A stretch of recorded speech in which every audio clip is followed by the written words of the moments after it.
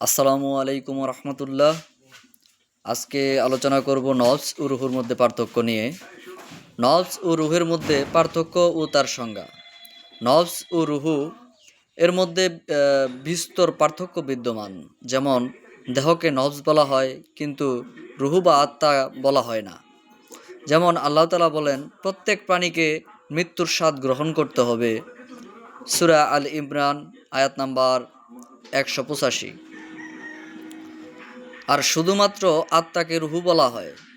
একদা রাসূলুল্লাহ সাল্লাল্লাহু আলাইহি ওয়াসাল্লামকে ইহুদিরা রুহু সম্পর্কে জিজ্ঞাসা করলে আল্লাহ তাআলা বলেন, হে নবী, তুমি বলো, রুহু হলো আল্লাহর একটি আদেশ। সূরা বনী ইসরাইল আয়াত নাম্বার 85। নফস হলো দেহের অপর নাম।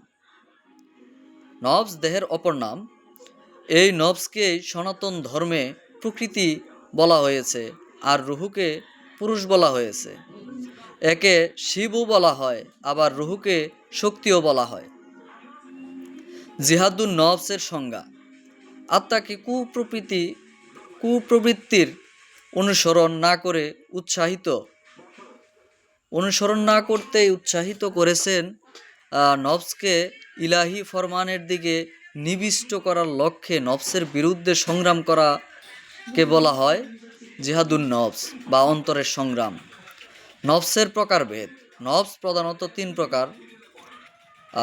1 নম্বরে আছে নফসে আম্মারা, 2 নম্বরে আছে নফসে লাওয়ামা, 3 নম্বরে আছে নফসে মুতমাইন্না।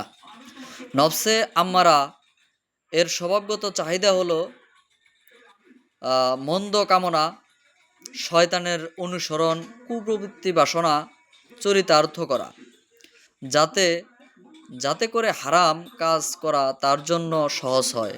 যেমন আল্লাহ তাআলা বলেন, আমি নিজেকে নির্দোষ বলি না, নিশ্চয় মানুষের মন মন্দ কর্মপ্রবণ, কিন্তু সে নয় আমার পালনকর্তা, যার প্রতি অনুগ্রহ করেন। নিশ্চয়ই আমার পালনকর্তা ক্ষমাশীল ও দয়ালু।